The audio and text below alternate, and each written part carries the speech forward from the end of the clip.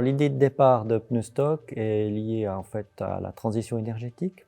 Donc on sait qu'avec le photovoltaïque ou l'éolien, qui sont des énergies volatiles, si on veut disposer d'énergie de façon continue, on est obligé de savoir stocker cette énergie. Alors par exemple, ce qu'on va faire, c'est que de jour, avec le photovoltaïque, on va utiliser le surplus d'énergie pour produire de l'air comprimé. Et puis de nuit, on utilise cet air comprimé en sens inverse, en décomprimant, pour restituer l'énergie au réseau. Alors ça, c'est une des premières idées.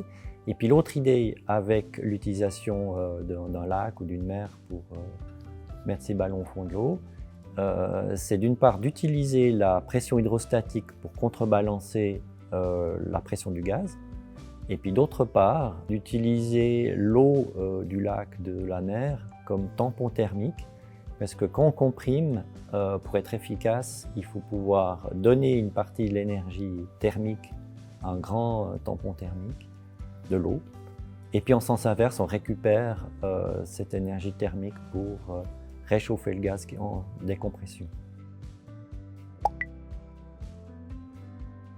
Alors, les atouts de Pneustock, c'est que les volumes de stockage sont absolument gigantesques. On peut faire le calcul pour une ville de 100 000 habitants, comme Lausanne, qui suffirait à 250 mètres de profondeur d'à peu près 1 km² pour stocker 3 jours d'autonomie de cette ville. À titre de comparaison, c'est 15 000 tonnes de batteries lithium-ion et c'est 50 000 tonnes, voire plus, de batteries au plomb. Donc c'est absolument gigantesque. Et puis un autre aspect, c'est justement lié à l'environnement, à l'environnementalement, c'est que ces enveloppes de ballons sont finalement assez légères, donc leur empreinte environnementale est faible. On n'utilise pas de lithium, difficile à extraire, on n'utilise pas de métaux comme le plomb qui sont toxiques.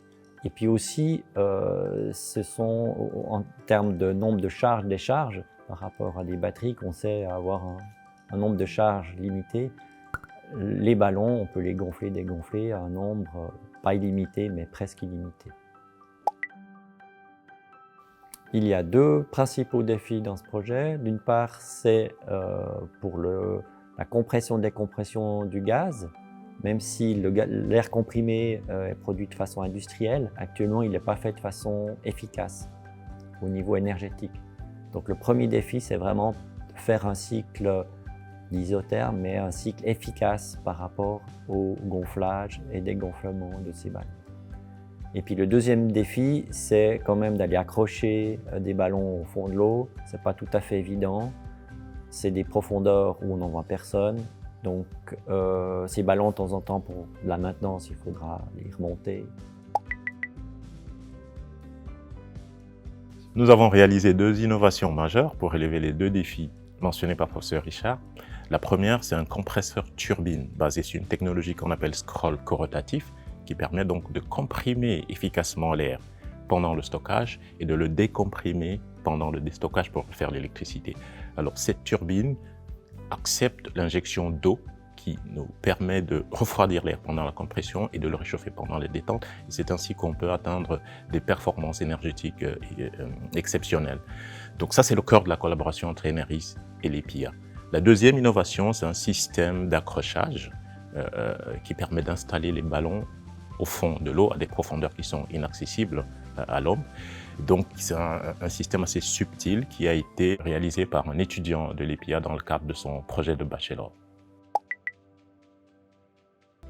La prochaine étape, c'est de faire un projet pilote dans le Léman pour valider ce concept.